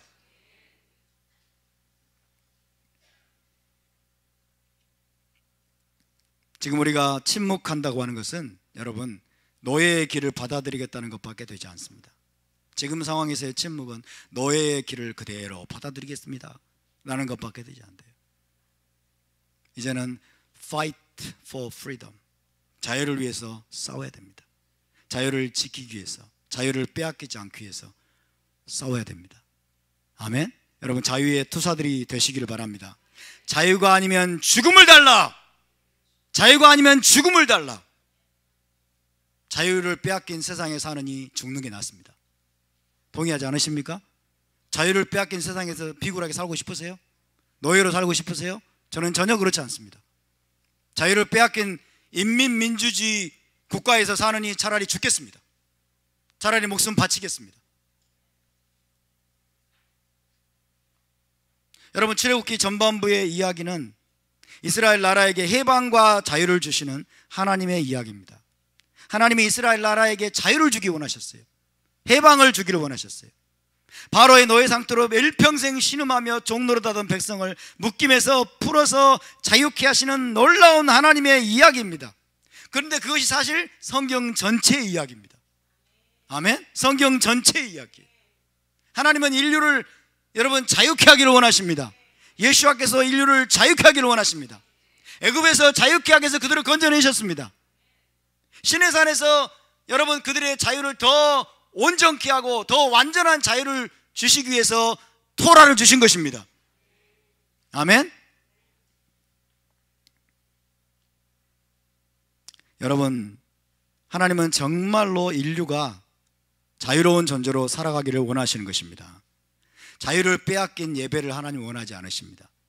자유를 빼앗긴 예배, 억지로 드리는 예배, 공산당의 총칼에 강요에 못 이겨서 봉수교회에 모여가지고 칠곡교회에 모여가지고 예배 드리는 척하는 그런 예배, 그런 예배를 하나님은 기뻐하지 않으십니다. 할렐루야. 진정한 예배가 가능하려면 인간은 완전히 자유로운 존재가 돼야 돼요. 그래서 하나님은 전 인류에게 완전한 자유를 주기를 원하십니다. 그런데 여기서 우리가 잊지 말아야 될 것은요, 인간을 진정으로 자유케 하시는 분은 하나님뿐이라는 겁니다. 다시 말하면 하나님 없는 자유는 있을 수 없다는 거예요. 하나님 없는 자유는 있을 수 없다. 하나님을 떠나서는 자유가 없습니다. 무신론자들은 여러분 하나님을 예배하고 하나님을 섬기는 것을 속박이라고 얘기합니다. 하나님의 토라를 준행하고 하나님의 명령을 준행하는 것을 여러분 이것을 억압이라고 생각하고 속박으로 여기는 거예요. 그래서 하나님으로부터 자유하라는 거예요. 하나님으로부터 자유하라. 하나님의 속박에서 벗어나라. 이게 여러분 사탄의 속삭임이고 무신론자들의 사고방식이에요. 여러분, 하나님 없는 자유는 있을 수가 없습니다. 아멘. 하나님 없는 자유, 하나님을 떠난 자유, 하나님을 여러분 거부하는 그 거부한 상태에서 누리는 것은 자유가 아닙니다. 할렐루야. 모든 자유의 근원이 하나님이십니다. 할렐루야. 하나님이 모든 자유의 근원이라고요. 그러니까 자유라는 이름으로 자유를 거부하면 그것은 자유가 아니에요.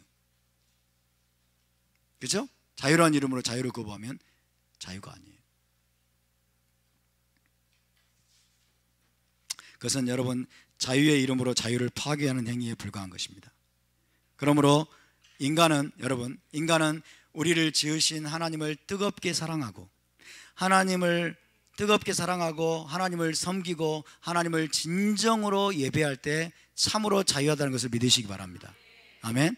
하나님 안에 들어갈 때 자유한 것입니다. 할렐루야. 우리의 자녀들은 여러분 엄마 아빠의 품 안에 머물러서 엄마 아빠와 함께 교제하고 엄마 아빠의 말에 잘 순종하며 살 때 우리의 자녀들은 진정으로 자유한 것입니다. 아멘. 근데 엄마 아빠의 말씀을 잔소리로 여기고 엄마 아빠의 품을 벗어나서 집 밖을 뛰쳐나가면 그 아이들이 자유할까요? 무시무시한 위험에 직면하게 돼요. 그렇죠? 무시무시한 위험에 직면하게 돼요. 엄마 아빠의 교훈을 배우면서 여러분 집안에서 편안하고 따뜻하고 자유를 누리는 것을 속박으로 여기면 안 되는 것입니다. 이해되시죠? 답사. 진정한 자유는 하나님을 섬기는 것입니다. 하나님의 음성을 듣는 것입니다. 하나님을 사랑하는 것입니다. 그래서 하나님으로부터의 자유를 외치면 안 돼요. 하나님의 다스림과 통치를 벗어나려고 하는 것은 여러분 자유라는 이름으로 자유를 파괴하는 행위입니다. 자유라는 이름으로 자유를 파괴하고 있는 거예요. 우리나라 주사파 종북 세력들이 하는 짓거리가 뭔 줄 아세요? 우리나라 자유민주주의 아니냐? 우리나라 자유민주주의니까 광화문에서 김일성 만세를 외쳐도 문제가 없어야 된다라는 궤변을 늘어놓습니다. 그것은 자유라는 이름으로 자유민주주의를 파괴하는 행위예요. 이거는 여러분 자해적인 행위입니다. 아주 무서운 궤변이고 이것이 이 나라를 망하게 만드는 거예요. 자유라는 이름으로 동성애를 옹호한다고요? 자유라는 이름으로 여러분 자유민주주의를 없애버린다고요? 자유라는 이름으로 북한 간첩들과 여러분 종북 세력들이 마음대로 활개치고 다녀도 내버려 둬야 된다고요? 그것은 자유라는 이름으로 이 나라의 자유를 파괴하고 있는 가장 극악무도한 기만이고 속임수예요. 우리나라가 지금 그런 나라가 돼버렸어요. 우리나라 그런 나라가 돼버렸습니다.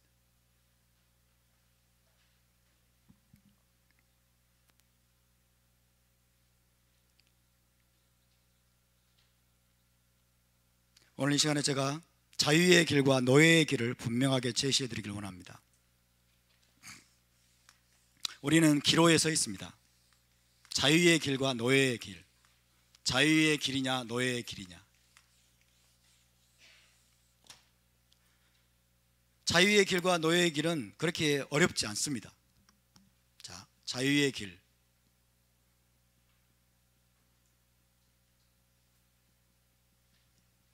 성경의 원리는 분명합니다. 성경에 제시된 원리가 아주 분명한데 이겁니다. 자, 진리는 자유케 하고 거짓은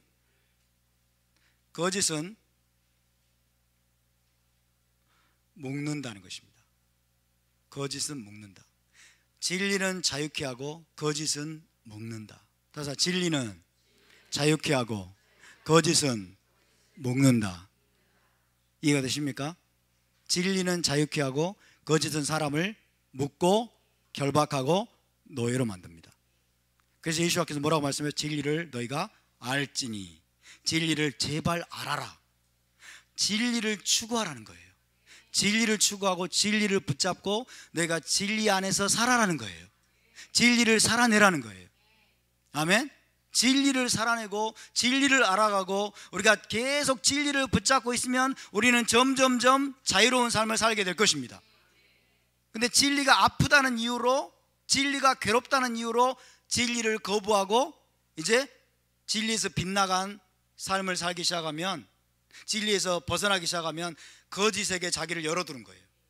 거짓에게 자기를 열어두면 그때부터는 이제 기만당하기 시작합니다. 속임수가 들어옵니다. 사단의 역사는 거짓과 기만과 속임수로 사람들을 묶는 거예요. 사람들을 노예로 삼는 거예요. 이것이 성경의 원리입니다. 여러분, 자유의 길을 가시겠습니까? 노예의 길을 가시겠습니까? 자유의 길을 선택하시기 바랍니다. 진리만을 추구하시기 바랍니다. 아멘. 토라가 진리입니다. 하나님의 토라, 하나님의 말씀, 성경의 모든 진리의 말씀만을 여러분 알기를 추구하고 더 알기를 추구하고 그 진리 안에서 살아가기를 추구하시기 바랍니다. 여러분의 자녀들에게 그 진리를 부지런히 가르치시기 바랍니다. 그럼 우리는 자유를 누릴 것입니다.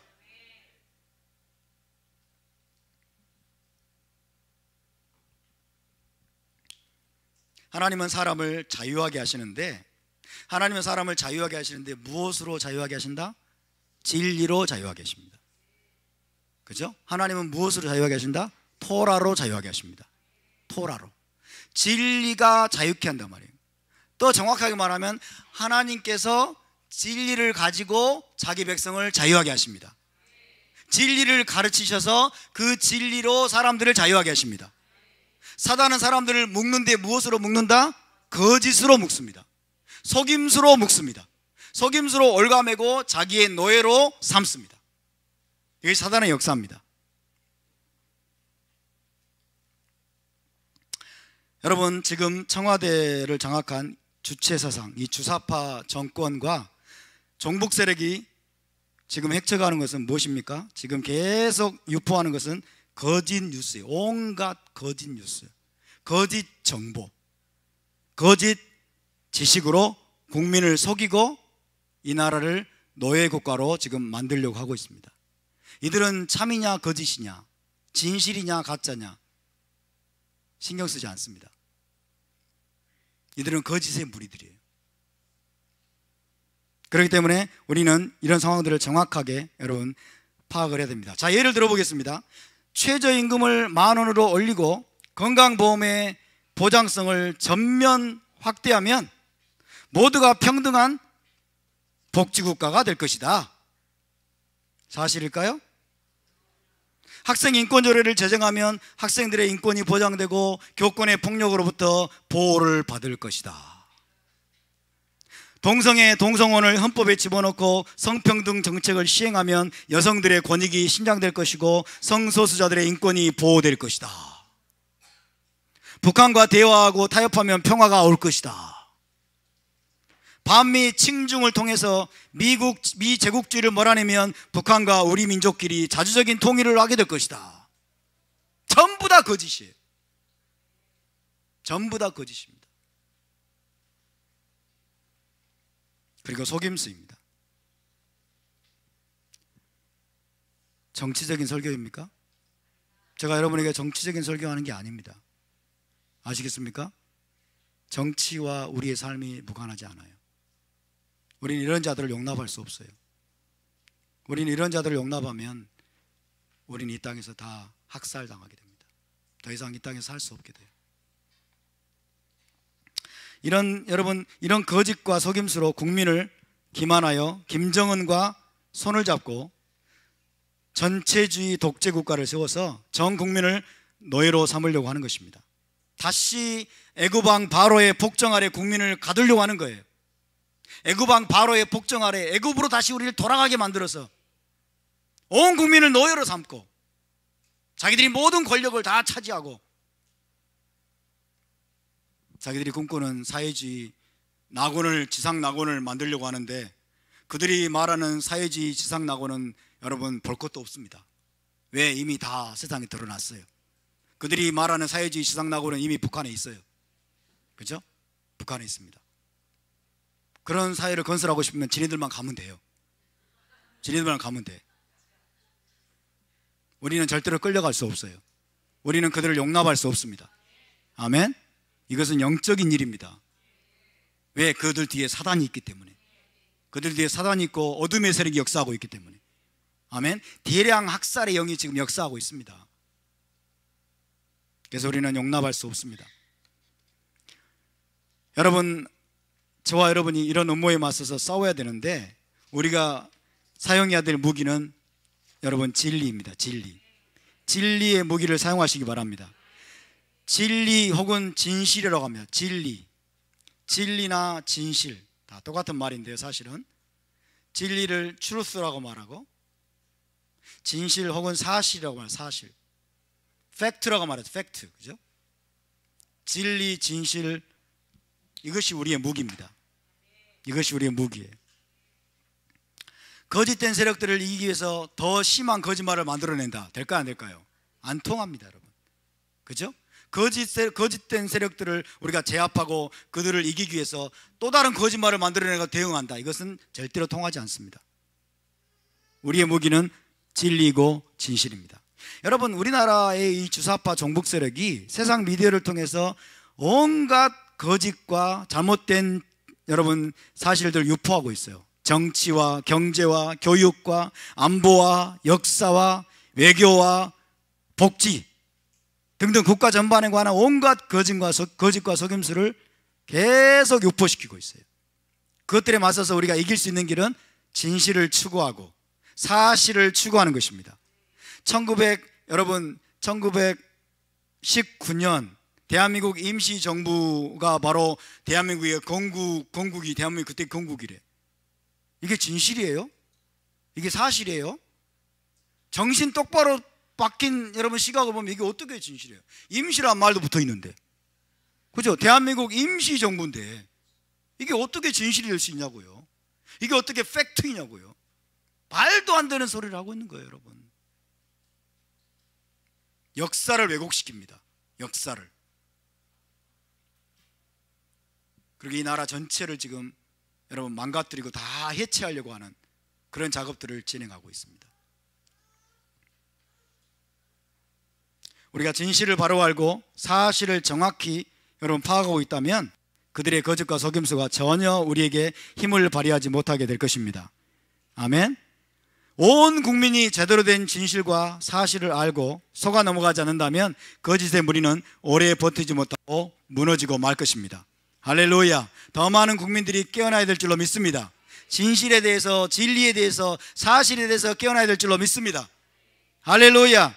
그러기 위해서는 우리가 정말 부지런히 공부하고 부지런히 연구해야 됩니다. 부지런히 공부하고 연구해야 돼요. 시간이 왜 이렇게 많이 지났어요? 아직 할 게 많은데, 여기서 끝내면 안 되는데,